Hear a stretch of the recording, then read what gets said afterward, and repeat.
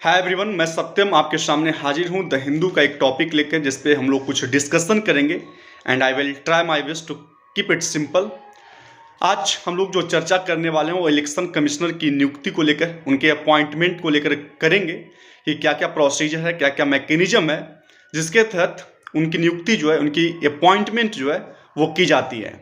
सबसे पहले मैं आपको बता दूं कि सुप्रीम कोर्ट का कहना है कि there must be a mechanism, a neutral mechanism for the appointment of election commissioners. जी हाँ, इलेक्शन कमिश्नर की जो नियुक्तियां होती है उनके लिए ऐसा बोला जा रहा है कि कोई एक ऐसा न्यूट्रल मैकेनिज्म होना चाहिए जिससे उनकी जो नियुक्ति हो वो क्या हो जाए, इलेक्शन कमिश्नर का वो एक न्यूट्रल प्रोसेस से हो, कोई भी पक्ष विपक्ष ना हो, कोई भी पार्टी उनके फेवर में ऐसा नहीं हो कि कोई फेवरेबल पार्टी जो रूलिंग पार्टी है वो उनको सपोर्ट करे।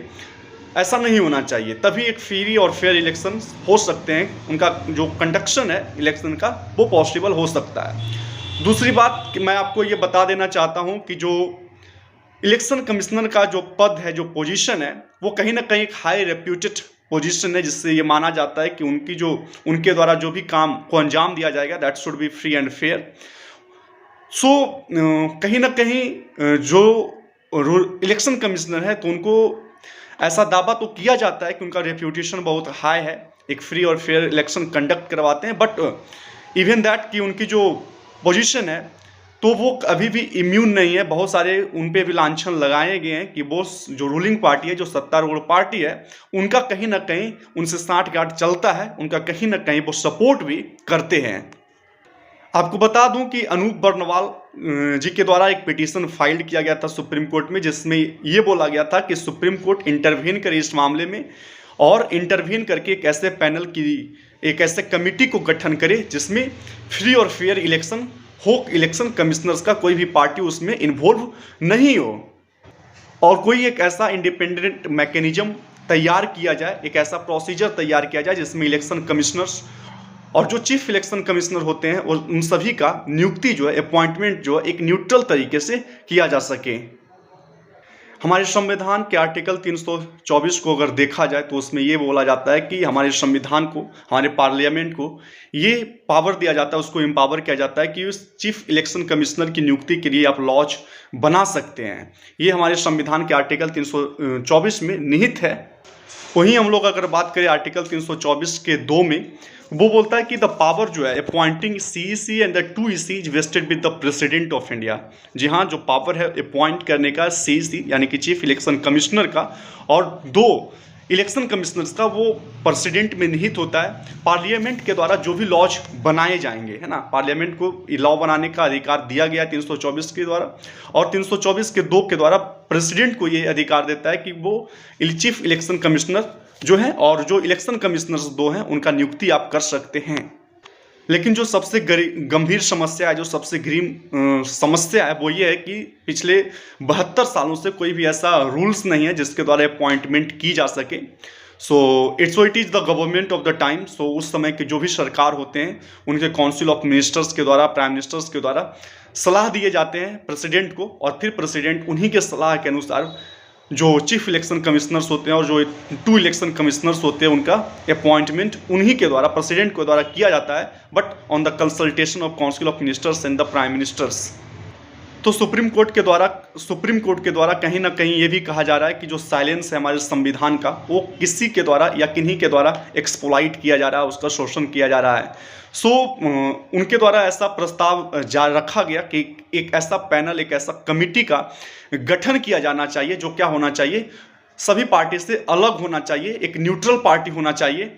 जो काउंसिल ऑफ मिनिस्टर्स, हमको क्या ज़रूरत है कि हमको कोई भी पैनल में काउंसिल ऑफ मिनिस्टर्स का सलाह का ज़रूरत नहीं है। एक ऐसा पैनल होना चाहिए जो इंडिपेंडेंट होना चाहिए, जो आज़ाद होकर, जो फ्री होकर डिसीजंस को ले सके, और इलेक्शन कमिश्नर्स, जो चीफ इलेक्शन कमिश्नर्स हैं और जो इलेक्शन कमिश्नर्स हैं उनका अपॉइंटमेंट किया जा सके। आपको बता दूं कि सुप्रीम कोर्ट ने इस बात पे भी एम्फेसाइज किया, इस बात पे भी जोर डाला कि 1996 के बाद किसी भी इलेक्शन कमिश्नर्स को उनकी जो टेन्यूर होती है, उनकी जो स्टिंट होती है, उनकी जो कार्यकाल होती है, उसको पूरा करने नहीं दिया गया। 1996 से आपको बता दूं, इस बात पे थोड़ा जोर डालिएगा। और यूपीए सरकार में 8 वर्ष में 6 इलेक्शन कमिश्नर्स को बदले गए थे। यूपीए सरकार में 8 वर्ष में 6 इलेक्शन कमिश्नर्स को बदले गए थे। वहीं अगर आपको बता दूं कि जो प्रेजेंट गवर्नमेंट है, जो अभी 2015 से लेकर 2022 तक की कार्यकाल में मुख्य चुनाव आयुक्त 8 बार मुख्य चुनाव आयुक्त जो है उनका तबादला किया गया है। जी हाँ, इस तरह से कुछ साठ गांठ जो है चलता रहता है और जो रूलिंग पार्टी होती है किसी भी समय में वो अपने हिसाब से चीफ इलेक्शन कमिश्नर्स का अपॉइंटमेंट किया जाता है। भले ही प्रेसिडेंट कहते हैं, बट ये बात तय है कि जो नियुक्तियाँ होती है वो काउंसिल ऑफ मिनिस्टर्स और प्राइम मिनिस्टर्स के कहने पे होती है। सो आपको बता दूं कि जो बताया गया है सुप्रीम कोर्ट के द्वारा कि कोई भी 1996 से लेकर किसी भी जो इलेक्शन कमिश्नर्स हैं उनका टेन्योर जो है पूरा करने नहीं दिया गया है। वहीं यूपीए सरकार में पिछले 8 वर्ष में 6 बार इलेक्शन कमिश्नर्स का तबादला किया गया है। वहीं प्रेजेंट गवर्नमेंट में 2015 से अगर 2022 तक देखा जाए तो 8 वर्ष 15 से 22 तक की कार्यकाल में 8 चुनाव आयुक्त का कहीं ना कहीं उनको टेन्योर में काम करने को नहीं दिया गया है और बदला गया है। सुप्रीम कोर्ट में जो जस्टिस जोसेफ है उनका कहना है कि पार्टिकुलरली 2004 के बाद से गवर्नमेंट लगातार ऐसे लोगों को नियुक्त किया जा रहा है कि जिनका रिटायरमेंट जो है वो बहुत करीब बेहद करीब होता है। आपको बता दूं कि जो रिटायरमेंट का प्रोसेस है या तो आप 6 साल पुराइए या तो फिर आप 65 साल की उम्र में, तो जो भी कुछ पहले हो या तो आपका 6 साल पुरता या तो आप 65 ईयर्स ऑफ एज हो जाते हैं तो आपको रिटायर करना होता है। तो 2004 के बाद बताया जा रहा है जस्टिस जोसेफ के द्वारा कि गवर्नमेंट जो है ऐसे लोगों को नियुक्त कर रहे हैं उस पद के लिए, उस पोजीशन पे जो बेहद करीब है रिटायरमेंट के। साथ ही साथ गवर्नमेंट को कहीं ना कहीं ये पता था कि अगर उन्हें चुना जाएगा तो अगले 6 वर्ष की टेन्योर पूरा नहीं कर पाएंगे। यानी कि कहीं ना कहीं इस बात को भी बताया जा रहा है कि उनको कहीं ना कहीं जो डेट ऑफ बर्थ होती है वो पता होती है और उसी के हिसाब से नियुक्ति की जाती है। रिपोर्ट के अनुसार ऐसा कहा जा रहा है कि एक ऐसे 3 मेंबर्स का गठन किया जाना चाहिए जो न्यूट्रल हो, या फिर एक ऐसे मेंबर्स का गठन किया जाना चाहिए जिसमें प्राइम मिनिस्टर हो जो एक चेयरपर्सन होंगे उस कमेटी के, उस पैनल के। वहीं एक चीफ जस्टिस ऑफ इंडिया का इंक्लूजन होना चाहिए।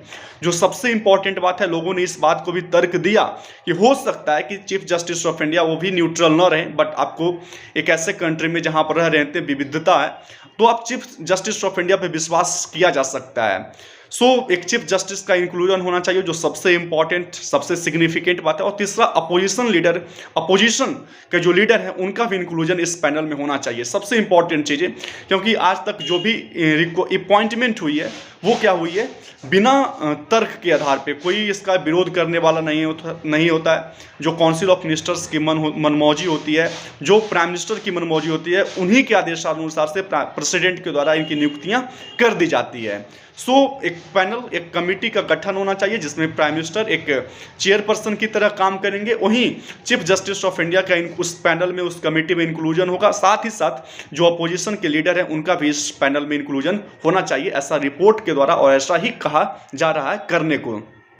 जब इस बात पे तर्क कुतर्क दिया जा रहा था कि क्या इंक्लूजन होना चाहिए चीफ जस्टिस ऑफ इंडिया को इस पैनल में, इस कमेटी में, तो इसी बात पे वाद विवाद करते हुए जो सुप्रीम कोर्ट है उन्होंने कहा कि जो इलेक्शन कमिश्नर्स हैं उनके पद पे एक ऐसे व्यक्ति को आसीन होना चाहिए, एक ऐसे व्यक्ति का अपॉइंटमेंट होना चाहिए जो क्या हो, एक पर्सन ऑफ स्ट्रॉन्ग कैरेक्टर हो, जिसको आसानी से बुलडोज नहीं किया जा सकता है, जिसको आसानी से हटाया नहीं जा सकता है। उनके भी कुछ प्रोसेसेस होनी चाहिए हटाने को। सो ऐसा दावा किया जा रहा है और किसकी का हवाला देते हुए सुप्रीम कोर्ट ने एक व्यक्ति जिनको कहा जाता है कि वो रीडिफाइन करके रख दिए थे ग्रामर जो होता है, खास करके जो ins and outs of electoral processes होते हैं, तो सारी चीज़ों को रीडिफाइन करके रखा था। और उन्हीं का जो नाम है उनके हवाला देते हुए बताया कि जो टी.एन. शेषन केरला के थे उनको बताया कि हमको कुछ ऐसे ही व्यक्ति का जरूरत है, ऐसे ही व्यक्तित्व का जरूरत है, ऐसे ही पर्सनालिटी का जरूरत है जो फ्री एंड फेयर होके किसी भी सत्तारूढ़ पार्टी से अफेक्ट न होके काम कर सके। हमारे सुप्रीम कोर्ट का यह सीधा कहना था कि जो हमारा संविधान है वो कहीं ना कहीं जो इलेक्शन कमिश्नर्स के जो फ्रेजाइल सोल्जर्स होते हैं उस पर बहुत भारी बोझ होता है। सो एक ऐसे व्यक्तित्व का ज़रूरत है, एक ऐसे पर्सनालिटी की ज़रूरत है जो क्या हो, स्ट्रॉन्ग कैरेक्टर के व्यक्ति हों। ठीक वैसे ही उन्हीं का हवाला दिया, टी.एन. शेषन का हवाला देते हुए कहा कि हमको एक उन्हीं के जैसा व्यक्तित्व का ज़रूरत है। आपको बता दूं कि जब टी.एन. शेषन के बारे में हम लोग जानते हैं तो टी.एन. शेषन केरला के रहने वाले थे और उन्हीं के बारे में ऐसा कहा जाता है कि उन्होंने जो इलेक्टोरल प्रोसेस है कहीं ना कहीं उनको रीडिफाइन करके रखा था। उनका अपॉइंटमेंट जो है सीईसी के तौर पे यानी कि चीफ इलेक्शन कमिश्नर के तौर पे दिसंबर 12 1990 को होता है। और उनका जो वो जो पद से हटते हैं तो वो है 11 दिसंबर 1996 यानी 11 दिसंबर 1996 को। क्रेडिट इस बात को उनको जाता है कि कहीं ना कहीं वो इलेक्टोरल प्रोसेसेस में काफ़ी कुछ उसमें एड्रेस किए थे, काफ़ी कुछ उसमें इम्प्रूव किए थे। आपको बता दूं कि जब वो कार्यकाल में थे अपने तो उन्होंने बहुत सारे इंट्रोडक्शन किए थे 150 लिस्ट ऑफ 150 माल प्रैक्टिसेस को, है ना, उसमें इंट्रोड्यूस किए थे, जिसमें इस बात को भी इंक्लूड किया गया था कि कहीं ना कहीं इलेक्शंस के टाइम में डिस्ट्रीब्यूशन ऑफ लिकर्स इसको बैन किया गया था उनके द्वारा। Ban on writing on walls यानी दीवारों पे नहीं लिखने के लिए बोला गया था, इसको भी बैन किया गया था। मीन्स जब आप इलेक्शन के लिए स्पीच कर रहे होते हो, जब कॉम्पेन कर रहे होते हो, तो उस कॉम्पेन में उस स्पीच में रिलीजन के बारे में आपको नहीं बोलना है, इसको भी बैन किया गया था। वहीं introduction of voter ID card भी किया गया था, साथ ही साथ मॉडल कोड ऑफ कंडक्ट लाया गया था, एमसीसी लाया गया था, मॉडल कोड ऑफ कंडक्ट लाया गया था। और जो सबसे इंपॉर्टेंट बात थी कि इस बात को भी इन्फोर्स किया गया था कि आप जो लिमिट कर देना है, जो पॉल का एक्सपेंसेस हैं, जो खर्च की जाती है पार्टियों के द्वारा, तो उस पार्टी के द्वारा जो खर्च किया जाता है उसको कहीं ना कहीं लिमिट करके रखा गया था।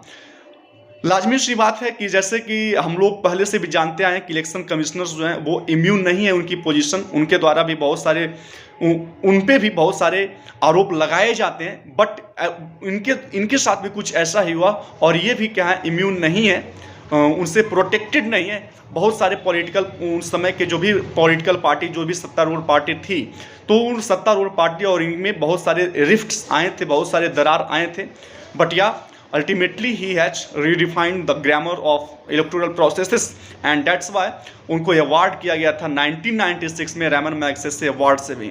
So this is all about this topic. आपको पता है कि ये सेंस मैंने बताया, आगे के वीडियो में मैं ये भी बताऊंगा कि ग्रामेटिकल लिहाज से हम लोग आगे का वीडियो जैसे हम लोग पढ़ते आ रहे हैं उसी तरीके से हम लोग पढ़ेंगे। बट यार दिस इज इम्पॉर्टेंट, हम लोगों ने बताया कि आखिरकार जो कमियां हैं जो कहाँ है और उसको कैसे ब्रिज किया जा सकता है, सुप्रीम कोर्ट ने इसको भी बताया।